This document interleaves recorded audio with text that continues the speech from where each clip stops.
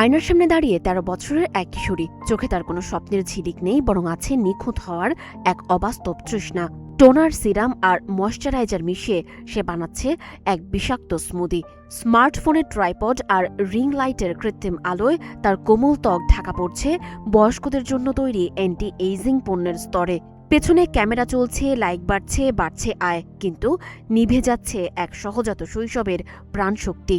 এটি কোনো সিনেমার দৃশ্য নয়, বরং বর্তমান বিশ্বের এক ভয়াবহ বাস্তবতার নাম কসমেটিকোরেক্সিয়া।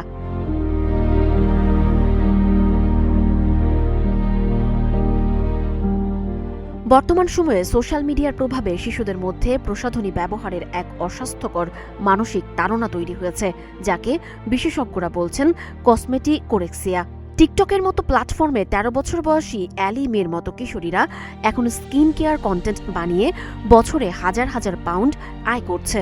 ডার্মাটোলজিস্টদের মতে এটি কেবল শখ নয়, বরং শিশুদের মনে নিখুঁত ত্বক পাওয়ার এক কৃত্রিম হীনমন্যতা সৃষ্টি করছে।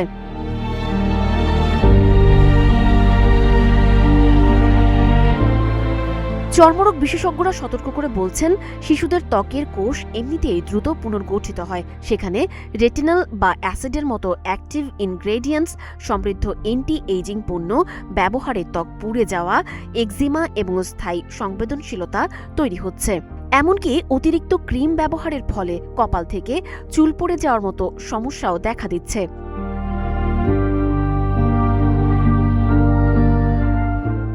মনোবিজ্ঞানী আলবার্তো স্টেফানা বলেন, ফিল্টার ও কৃত্রিম বুদ্ধিমত্তার তৈরি অবাস্তব সৌন্দর্যের পেছনে ছুটতে গিয়ে শিশুরা বডি ডিসমরফিক ডিসঅর্ডারে আক্রান্ত হচ্ছে।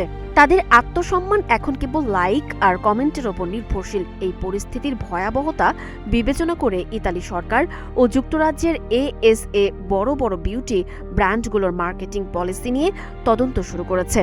শিশুদের ত্বক প্রাকৃতিকভাবেই সংরক্ষিত, কিন্তু ব্র্যান্ডের বাণিজ্যিক কৌশল আর অভিভাবকদের অসচেতনতায় শিশুরা আজ গ্লাস স্কিন পাওয়ার মরীচিকার পেছনে ছুটছে। শৈশবকে প্রসাধনীর নিচে চাপা পড়া থেকে বাঁচাতে এখন প্রয়োজন কঠোর নীতিমালা ও সামাজিক সচেতনতা।